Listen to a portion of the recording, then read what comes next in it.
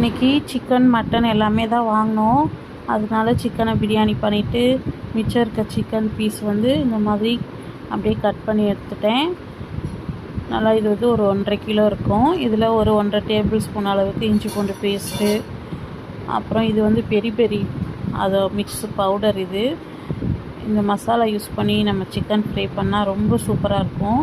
இது வந்து ஒரு டேபிள் ஸ்பூன் அளவுக்கு போட்டுக்கோங்க. அப்புறம் காஷ்மீரி மிளகாத்தூள் 1 டீஸ்பூன், தேவையான அளவு உப்பு, கரம் மசாலா 1 டீஸ்பூன், மிளகுத்தூள் 1 டீஸ்பூன் சேர்த்துக்கோங்க. சீரகத்தூள் 1 டீஸ்பூன் சேர்த்துட்டு கடலை மாவு ஒரு 2 டேபிள் ஸ்பூன் சேர்த்துக்கலாம். அப்புறம் கார்ன்ஃப்ளவர் ஒரு 2 டேபிள் ஸ்பூன் சேர்த்துட்டு ஒரு முட்டை உடச்சி சேர்த்துட்டு நல்லா கலந்துட்டு, இது வந்து கொஞ்சம் கெட்டியாக இருக்க மாதிரி இருக்கும். அந்த டைமில் மட்டும் 1 டேபிள் ஸ்பூன் அளவுக்கு தயிர் சேர்த்து நல்லா மிக்ஸ் பண்ணி ஒரு அரை மணி நேரத்துலேருந்து 1 மணி நேரம் ஊற வச்சுக்கோங்க.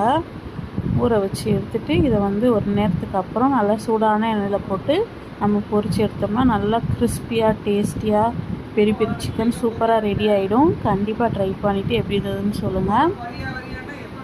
பிடிச்சிருந்தா லைக் பண்ணி ஃபாலோ பண்ணிக்கோங்க, சப்ஸ்கிரைப் பண்ணுங்கள். தேங்க்யூ.